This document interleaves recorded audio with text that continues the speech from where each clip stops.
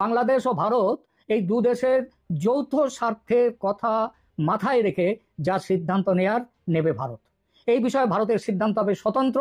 ভারতের এই বক্তব্য থেকে এটা স্পষ্ট, বাংলাদেশের বিষয়ে ট্রাম্প সরকারের পুরো বিরোধী অবস্থানে যাচ্ছে ভারত, এবং আমেরিকার ওপরে ভারতের বাংলাদেশ বিষয়ে অন্তত কোনো নির্ভরতা ভারতের থাকবে না। ইউনূস সরকারকে গদিতে রাখা হবে না। আর এর একটাই পথ হলো কি, সেটা হলো শেখ হাসিনা যিনি ভারতে চলে আসতে বাধ্য হয়েছেন, তার যে নির্বাচিত ও বৈধ সরকারকে ঢাকায় ফিরিয়ে নিয়ে আসা। এটা পরিষ্কার বলে দেওয়া হয়েছে মিটিং এর আগে নেগোশিয়েটিং টিমের পক্ষ থেকে। এর আগে আমার একাধিক প্রতিবেদনে উল্লেখ করেছি, বাংলাদেশ নিয়ে ভারত চুপ করে বসে নেই। আন্তর্জাতিক স্তরে বাংলাদেশ নিয়ে প্রচার অব্যাহত রেখেছে, যেমন রেখেছিল 1971 সালে বাংলাদেশের স্বাধীনতা যুদ্ধের সময়। আমেরিকা তার রাষ্ট্র স্বার্থ পূরণের জন্য যেভাবে ষড়যন্ত্র করে শেখ হাসিনা সরকারের পতন ঘটিয়েছে, তার অনুপুঙ্খ বিবরণ পৃথিবীর অন্যান্য দেশকে, বৃহৎ দেশগুলোকে বলেছে, ক্ষমতাধর দেশগুলোকে ভারত বলেছে, এবং বলেছে বাংলাদেশে কোনো বিপ্লব হয়নি, যা হয়েছে সেটা আদ্যন্ত ষড়যন্ত্র। ইউনূস হচ্ছে সেই ষড়যন্ত্রের পান্ডা। আর আজ ট্রাম্প যেটা করছেন, তাতে ষড়যন্ত্রের মার্কিন যোগ সরাসরি প্রমাণিত, দিনের আলোর মতো সবাই দেখতে পাচ্ছে। আজ আর ট্রাম্প ডিপ স্টেটের কথা বলেন না, শুরুতে বলেছিলেন। সুতরাং ষড়যন্ত্রের, আজ ট্রাম্পের যে ষড়যন্ত্রের মার্কিন যোগ বলবো না, ষড়যন্ত্রের মাথা মার্কিন যুক্তরাষ্ট্র ছিল, এটা আজ প্রমাণিত। সুতরাং অবৈধ ও অগণতান্ত্রিক এই সরকারকে হটিয়ে দেশে ফিরিয়ে আনতে হবে গণতন্ত্র, আর সেজন্য চাই শেখ হাসিনাকে। আর যে ইউনূসের ওপর পশ্চিমী দুনিয়া রুষ্ট, ব্রিটিশ বিদেশ প্রধানমন্ত্রী যে তার সঙ্গে আলোচনায় বসতে চাইলেন না, জাতিসংঘ যে ইউনূসের বিরুদ্ধে আজকাল মুখ খুলছে, আজকাল যে বলছে ফ্রি, ফেয়ার অ্যান্ড ইনক্লুসিভ ইলেকশনের কথা, তার মানে আওয়ামী লীগকে নিয়ে ইলেকশনের কথা কেন বলছে? এসবের পেছনে ভারতের যে ভূমিকা সেটা কম, এটা মানে ভারতের যে ভূমিকা নেই এটা কিন্তু কেউ ভাববেন না, এটা কেউ মনে রাখবেন না। ভারত তার কাজ ঠিক করে যাচ্ছে। সাউথ ব্লকের বিভিন্ন সূত্র থেকে জানতে পারছি, ইউনূস হটাও হাসিনা ফেরাও অভিযানের রূপরেখা চূড়ান্ত করে ফেলেছে ভারত। বাংলাদেশের কিছু সংগঠন ও ব্যক্তি এই পরিকল্পনার অঙ্গ অবশ্যই, এবং শেখ হাসিনা তিনিও এই পরিকল্পনা চূড়ান্ত করার যে প্রক্রিয়া, সেই প্রক্রিয়ায় তিনি সক্রিয়ভাবে যুক্ত। কিভাবে হটানো হবে ইউনূসকে বলা হচ্ছে তো কথাটা, কিন্তু হটানোটা হবে কিভাবে সেটা খুবই গোপন এখনো পর্যন্ত। অন্তত আমি সেই খবর এখনো পাইনি, কোন পদ্ধতি, সেই পদ্ধতির কথা এখনো জানতে পারিনি বটে।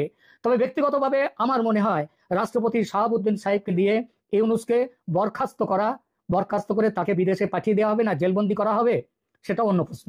তাকে দিয়ে বরখাস্ত করা, মনে রাখবেন এই বরখাস্ত করে নতুন মন্ত্রী উপদেষ্টা পরিষদ গঠন করার পূর্ণ অধিকার রয়েছে মোহাম্মদ ইউনূসের। রাষ্ট্রপতি শাহাবুদ্দিনকে দিয়ে ইউনূসকে বরখাস্ত করা, তারপর পুরো দায়িত্ব নিজের কাঁধে তুলে নেবেন রাষ্ট্রপতি, এটা একটা সম্ভাবনা। মনে রাখবেন ঝটিতে এটাই যদি কাজ না হয়, যদি দেখা যায় যে রাষ্ট্রপতি তিনি বিভিন্নভাবে তিনি পিছিয়ে আসছেন, ভয় পাচ্ছেন এটা করতে, সেরকম পরিস্থিতিতে এই ঝটিতি আক্রমণের সঙ্গে বাংলাদেশ সেনাও থাকতে পারে, সেনার একটি গোষ্ঠী থাকতে পারে, সেনার একটি গ্রুপ থাকতে পারে, আবার বাংলাদেশ সেনা না হয়ে অন্য সেনা, সেটা কিভাবে আমি বলতে পারি না, কিন্তু আমার মনে হয় যে অন্য কোনো সেনা দিয়ে ঝটিতি আক্রমণ করে রাষ্ট্রপতি ভবন দখল করে নেওয়া, রাষ্ট্রপতিকে দিয়ে চিঠি চাপাটি করা, এবং সমস্ত সেখানকার দেশে ওখানে ব্যবস্থা করা, এখানে এই নতুন উপদেষ্টা পরিষদের ব্যবস্থা, এইভাবে করা যেতে পারে। একটা প্রশ্ন এখানে আসতে পারে যে বাইরে থেকে একটা গিয়ে কোনো জায়গায় এরকম ভাবে করাটা কতটা সহজ হবে? সহজ অবশ্যই নয়। তবে আমি বললাম সেটা হচ্ছে বাংলাদেশ সেনাবাহিনীর একটা বড় অংশ এখনো বলছি, তারা হচ্ছে জেনারেল ওয়াকারুজ্জামানের পক্ষে। আবার একটা অংশ, সেটা যতই ছোট হোক না কেন, তারা এখন ওই খলিলুর রহমানের জোরে তারা হচ্ছে এই ওয়াকারুজ্জামানের বিরুদ্ধে তারা রয়েছেন। আমার যেটা ধারণা, এই বিরুদ্ধ শক্তি যারা, তাদের তেমন বড় ভূমিকা ওখানে নেই। সুতরাং এইভাবেই হবে, এবং এই যে পদ্ধতিটা, এটা কিন্তু এর বিরুদ্ধে কোনো বিচার আদালত ও ইন্টারন্যাশনাল কোর্ট অফ জাস্টিস, সেখানেও এটা কোনোভাবে, কারণ এই ইউনূসের সরকারটাই হচ্ছে অবৈধ সরকার। এরা অবৈধভাবে, অগণতান্ত্রিকভাবে, অবৈধভাবে গায়ের জোরে প্রাণের ভয় দেখিয়ে শেখ হাসিনাকে দেশ ছাড়তে বাধ্য করেছেন। শেখ হাসিনা হচ্ছেন সেখানকার নির্বাচিত বৈধ প্রধানমন্ত্রী, তিনি পদত্যাগ করেননি, আজও অবধি তিনি সেখানকার প্রধানমন্ত্রী। সুতরাং কিভাবে হবে আপনারা সেটা দেখুন, তবে দেখতে পাবেন, খুব অচিরেই দেখতে পাবেন। শেখ হাসিনাকে ভারত থেকে ফিরিয়ে আনার ক্ষমতা আমাদের নেই, আমাদের সরকারের নেই, এমন মন্তব্য করে বসেছেন বাংলাদেশ সরকারের প্রধান উপদেষ্টা প্রফেসর ইউনূস। যেন তেন জায়গায় তাও মন্তব্য করেননি, মন্তব্য করেছেন বিবিসিকে দেয়া এক সাক্ষাৎকারে। সম্প্রতি তিনি ব্রিটেন সফর করেছিলেন, সেখানে বিবিসিকে এক সাক্ষাৎকার দিয়েছিলেন। সেই সাক্ষাৎকারটি বিবিসি আজকে প্রকাশ করেছে। বিবিসির সঙ্গে আওয়ামী লীগ, নির্বাচন, অনেক বিষয় নিয়ে, রোহিঙ্গা বিষয় নিয়ে অনেক কথা বলেছেন। সেই কথাগুলোর মধ্যে আওয়ামী লীগ বিষয়ে সব থেকে বেশি কথা হয়েছে। আওয়ামী লীগ, শেখ হাসিনার বিচার, আওয়ামী লীগের নির্বাচনে অংশগ্রহণ, এরকম নানা প্রসঙ্গে বহুমাত্রিক কথা বলতে দেখা গেল এবার প্রফেসর ইউনূসকে। কখনো এটা বলেন, কখনো ওটা বলেন। মনে হলো যে বিবিসির সঙ্গে সাক্ষাৎকারে বিবিসির সাংবাদিকের প্রশ্নে বেশ খানিকটা বিব্রত বোধ করেছেন এবং বিব্রতকর পরিস্থিতিতেই পড়ে গিয়েছিলেন তিনি। আওয়ামী লীগ সম্পর্কে, আওয়ামী লীগের নির্বাচনে অংশগ্রহণ সম্পর্কে, আওয়ামী লীগের নিষেধাজ্ঞা সম্পর্কে, শেখ হাসিনাকে ফিরিয়ে আনা সম্পর্কে চমকপ্রদ সব কথা বলার চেষ্টা করেছেন, যে কথাগুলো আগের কথা থেকে কিছুটা ভিন্ন মনে হতেও পারে আপনার। কি বললেন প্রফেসর ইউনূস বিবিসিকে? আগামী নির্বাচনে শেখ হাসিনার দল আওয়ামী লীগকে অংশগ্রহণ করতে পারবে? এরকম প্রশ্নের উত্তরে কি বললেন প্রফেসর ইউনূস? অনেকটা কি আলাদা মনে হলো? চলুন একটু ভেতরে ঢুকে দেখা যাক। বিবিসির প্রথম প্রশ্ন ছিল, আপনার দেশের ভবিষ্যৎ নিয়ে কথা বলি। আপনি নির্বাচনের ঘোষণা দিয়েছেন, আপনি দেশটির সরকারের প্রধান। আপনি বলেছেন এই নির্বাচন যেন অন্তর্ভুক্তিমূলক এবং অংশগ্রহণমূলক হয়। কিন্তু একটা সমালোচনা হচ্ছে যে আপনি আওয়ামী লীগকে, অর্থাৎ সাবেক প্রধানমন্ত্রী শেখ হাসিনার দলকে নির্বাচনে অংশগ্রহণ করতে দিতে চান না, কেন? উত্তরে প্রফেসর ইউনূস বলেছেন, আমরা বহুবার এটা ব্যাখ্যা করেছি, আবারও বলছি। প্রথমত, আওয়ামী লীগ না থাকলেও নির্বাচন অন্তর্ভুক্তিমূলক হবে কি না সম্প্রতি ঢাকায় জাতিসংঘের রেসিডেন্ট কোঅর্ডিনেটর খুব ভালোভাবে এটার ব্যাখ্যা করেছেন। জাতিসংঘের উদাহরণ যখন তিনি দিলেন, তখন জাতিসংঘের তিনি হয়তো এই ব্যাপারটা বুঝতেই পারেননি। জাতিসংঘের মানবাধিকার প্রধান তারপরে তার এই সাক্ষাৎকার যখন দিয়েছেন, তারপরে জাতিসংঘের মানবাধিকার বিষয়ক প্রধান তিনি একটি রিপোর্টে আওয়ামী লীগের নিষেধাজ্ঞা, আওয়ামী লীগকে নির্বাচনে অংশগ্রহণ করতে না দেয়া, যে কোনো দলের স্বাধীনতায় হস্তক্ষেপ করা, এই ব্যাপারগুলোকে উদ্বেগ জানিয়েছেন এবং এই ব্যাপারগুলো সমর্থনযোগ্য নয়, এমনটা মন্তব্য করেছেন। অথচ প্রফেসর ইউনূস জাতিসংঘের উদাহরণ দিয়ে বলার চেষ্টা করলেন যে আওয়ামী লীগকে ছাড়াও ইনক্লুসিভ নির্বাচন সম্ভব।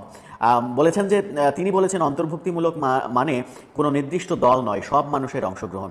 যতক্ষণ পর্যন্ত মানুষ ভোট দিতে পারছে ততক্ষণ এটা অন্তর্ভুক্তিমূলক। অর্থাৎ কোন দল অংশগ্রহণ করতে পারলো কি পারলো না এটা ব্যাপার না, জনগণ ভোট দিতে পারছে কিনা সেটাই নাকি অন্তর্ভুক্তিমূলক নির্বাচনের সংজ্ঞা। নতুন নতুন সংজ্ঞা দুদিন আগে আমরা তার প্রেস সেক্রেটারিকে একই কথা বলতে শুনেছি ভারতীয় গণমাধ্যম দ্য ওয়ালে। এবার প্রফেসর ইউনূসের বিবিসির সাক্ষাৎকারে সেই প্রসঙ্গটা উঠে আসলো। সম্ভবত প্রফেসর ইউনূসের এই কথাটাকেই দ্য ওয়ালে প্রেস সেক্রেটারি বলার চেষ্টা করেছেন যে অন্তর্ভুক্তিমূলক নির্বাচন মানে কোন দল অংশ নিচ্ছে, কোন দল অংশ নিচ্ছে না সেটা নয়, জনগণ ভোট দিতে পারছে কিনা, কত শতাংশ জনগণের অংশগ্রহণে ভোট হলো সেটা নাকি বিবেচ্য বিষয় নয়। এরপরে প্রশ্ন তাকে করা হয়েছিল, দেশের অনেক মানুষ এখনও আওয়ামী লীগকে সমর্থন করে। উত্তরে বলেছেন তাদের সিদ্ধান্ত নিতে দিন, তারা ভোট দিতে চায় কিনা। অর্থাৎ আওয়ামী লীগকে যারা সমর্থন করে তারা ভোট দিতে চায় কিনা, তারা তো এখনও সিদ্ধান্ত নেয়নি, তাদের সিদ্ধান্ত নিতে দিন। পরের প্রশ্ন ছিল তারা আওয়ামী লীগের প্রার্থীকে ভোট দিতে পারবে না। প্রফেসর ইউনূস বলেছেন যতক্ষণ পর্যন্ত তারা ভোটার, তাদের ভোট দেওয়ার স্বাধীনতা রয়েছে, কিন্তু আওয়ামী লীগের প্রার্থীকে নয়, যদি না আওয়ামী লীগকে অংশগ্রহণ করতে দেয়া হয়। অর্থাৎ আওয়ামী লীগকে অংশগ্রহণ করতে দেয়া না হলে তো আওয়ামী লীগের প্রার্থী তারা পাবে না। প্রফেসর ইউনূস উত্তরে বলেছেন আমরা এখনও আওয়ামী লীগকে নিষিদ্ধ করিনি। তাহলে আপনি বলছেন তারা আগামী নির্বাচনে অংশ নিতে পারবে? প্রফেসর ইউনূস বলেছেন না, আগে বিষয়টা পরিষ্কার করি, আওয়ামী লীগকে নিষিদ্ধ করা হয়নি, তাদের কার্যক্রম সাময়িকভাবে নিষিদ্ধ করা হয়েছে। বিবিসি প্রশ্ন করেছে যার মধ্যে নির্বাচন অন্তর্ভুক্ত, অর্থাৎ নির্বাচনও কি নিষিদ্ধ করা হয়েছে? উত্তরে প্রফেসর ইউনূস বলেছেন সাময়িকভাবে, নির্বাচনে তারা থাকবে কি না সেটা নির্বাচন কমিশনের সিদ্ধান্তের উপরে নির্ভর করছে। যখন তিনি বলছেন যে নির্বাচন কমিশনের সিদ্ধান্তের উপরে নির্ভর করছে, পরের প্রশ্নটাও একই সাবজেক্টের প্রশ্ন, তাহলে আগামী নির্বাচনের ব্যালটে তাদের থাকার সম্ভাবনা আছে, ব্যালটে নৌকা মার্কা থাকছে? প্রফেসর ইউনূস বলেছেন আবারও বলছে এটা নির্বাচন কমিশনের সিদ্ধান্ত। যখন তিনি নির্বাচন কমিশনের সিদ্ধান্তের কথা বলছেন তখন সরকারের পরামর্শে, সরকার যখন আওয়ামী লীগের কর্মকাণ্ডের উপরে নিষেধাজ্ঞা দিয়েছে, যে বিচার শুরুই হয়নি সেই বিচার শেষ না হওয়া পর্যন্ত কর্মকাণ্ড নিষিদ্ধ থাকবে এমনটা ঘোষণা দিয়েছে। তারপর দিনই আমরা দেখেছি যে নির্বাচন কমিশন সরকারের পরামর্শে আওয়ামী লীগের নিবন্ধন সাময়িকভাবে স্থগিত করেছে। তার মানে নির্বাচন কমিশন স্বাধীনভাবে কাজ করছে না। অথচ প্রফেসর ইউনূস বলছেন যে আওয়ামী লীগ নির্বাচনে অংশগ্রহণ করতে পারবে কি পারবে না এটা নাকি নির্বাচন কমিশনের বিষয়। ব্যাপারটা স্ববিরোধী হয়ে যায় কিনা এই প্রশ্নটাই আসে। এরপরে বিবিসি তাকে প্রশ্ন করেছে, আচ্ছা যেহেতু আমরা আওয়ামী লীগ নিয়ে কথা বলছি, শেখ হাসিনা দেশ ছেড়ে পালিয়ে গেছেন, আপনি দায়িত্ব নিয়েছেন, তিনি এখন ভারতে আশ্রয় নিয়েছেন, কিন্তু শেষ পর্যন্ত আপনি তাকে ফেরত আনতে চান, তাই না? তার বিরুদ্ধে যেসব অভিযোগ আছে তা নিয়ে আপনি তাকে বিচারের মুখোমুখি করতে চান? প্রফেসর ইউনূস বলেছেন, বিচার ইতিমধ্যে শুরু হয়ে গেছে, এটা চলমান একটা প্রক্রিয়া, পুরোপুরি আইনি প্রক্রিয়ার মধ্য দিয়ে বিচার হবে।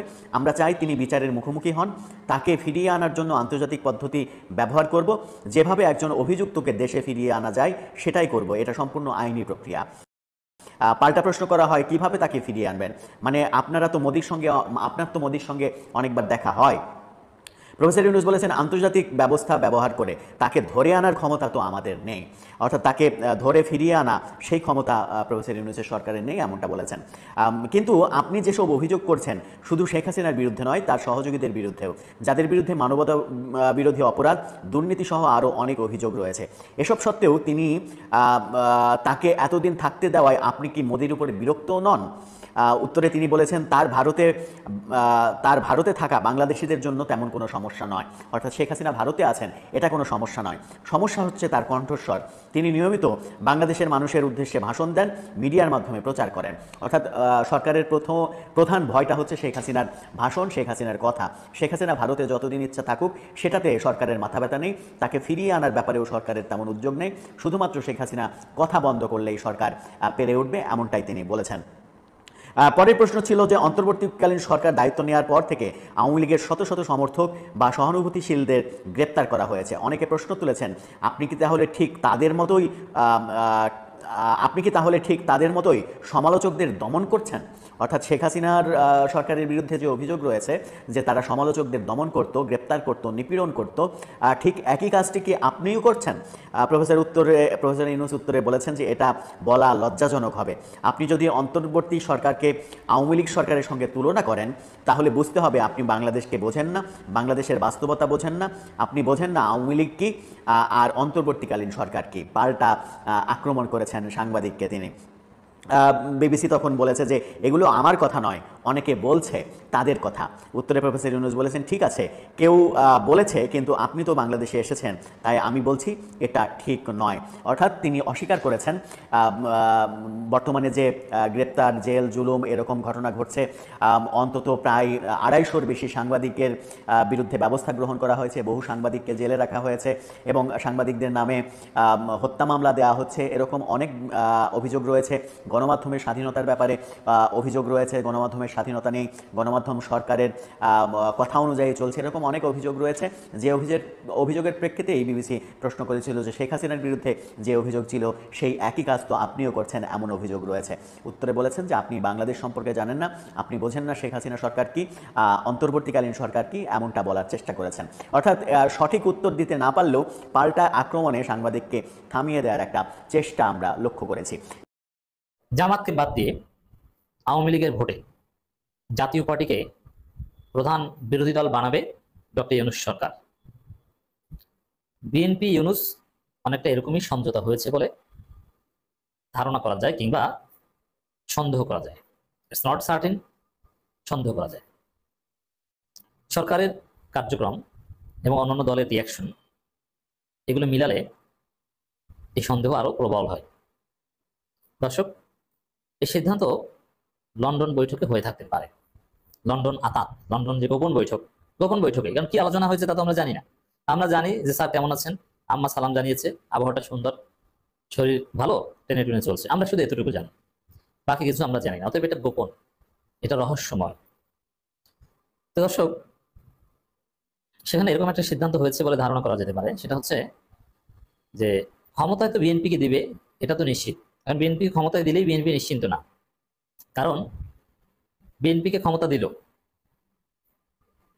কিন্তু বিএনপিকে 1-1.5 বছরের মধ্যে টেনে হিস্ট্রি ক্ষমতা থেকে নামিয়ে বঙ্গোপসাগরে পাঠিয়ে দিল তখন, বা আবার দ্রুত নির্বাচন হলো, তখন বিএনপি ক্ষমতা চলে গেল তখন। এই জন্যে বিএনপি চায় এমন বিরোধী দল যাদেরকে খুব সহজে কন্ট্রোল করতে পারবে, আবার বিএনপির চাইতে খারাপ, জনগণ মনে করবে যাই হোক বিএনপি আকাম করলো ওদের চাইতে তো ভালো। এই চিন্তা থেকে বিএনপি কিছুতেই চায় না যে জামাত প্রধান বিরোধী দল হোক। বিএনপি চায় জাতীয় পার্টি বা আওয়ামী লীগ হোক প্রধান বিরোধী দল। আওয়ামী লীগ কি চায় বিএনপি? এখন আওয়ামী লীগ তো নিষিদ্ধ, আওয়ামী লীগকে তো আনা সম্ভব না, আওয়ামী লীগের নিবন্ধন স্থগিত।